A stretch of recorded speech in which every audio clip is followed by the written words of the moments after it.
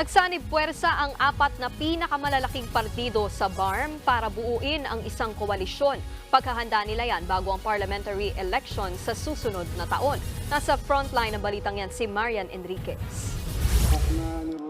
Sa pambihirang pagkakataon, nagsama-sama kahapon sa Maimbong Sulu ang mga opisyal ng iba't ibang probinsya sa Bangsamoro Autonomous Region in Muslim Mindanao o BARM. Yan ay para buuin ang BARM Grand Coalition para sa nalalapit na parliamentary election sa 2025. Una, gusto namin maging inclusive yung BARM government. Hindi lang dapat sa MNLF, hindi lang dapat sa MILF, o hindi lang sa tribo ng Maguindanao dahil marami ring left out. #unity, inclusive.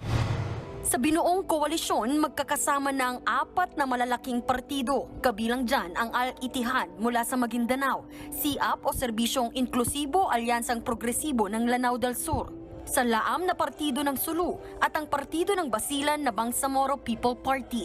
Kaya ang dating magkalaban na sina Basilan Representative Mujib Hataman at Sulu Governor Abdusa Kurtan, magkaalyado na ngayon. Kami ho ni Gobsa Kurtan, alam nyo ang kwento namin. Parang Tom and Jerry. Mag-away po ngayon, bukas magkaibigan kami. Kung magtaka kayo, bakit magkakasama kami ngayon? Napakasimple lang.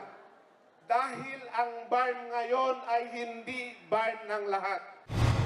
Sa ilalim ng Bangsamoro Organic Law, nasa kamay ng 80 miyembro ng Parliament ang legislative power ng BARM, habang nasa mananalong Chief Minister ang executive power. At ang napipisil ng koalisyon na maging BARM Chief Minister, ang kasalukuyang gobernador ng Sulu na si Sakurtan.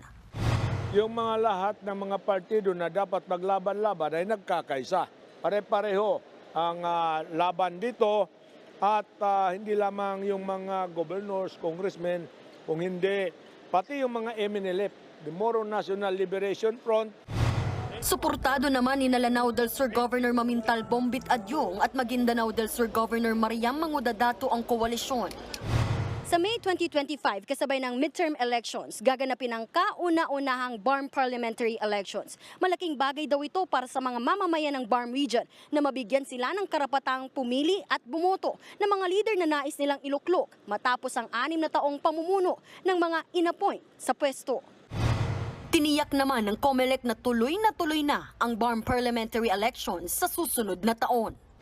Ang COMELEC ay talagang napakataas ang aming paghahanda para sa Bangsamoro election. Binabagyan namin 2 balota tayo sa Bangsamoro. Inaayos na namin ang listahan ng mga botante. Nagbabalita mula sa Frontline, Marian Enriquez, News 5.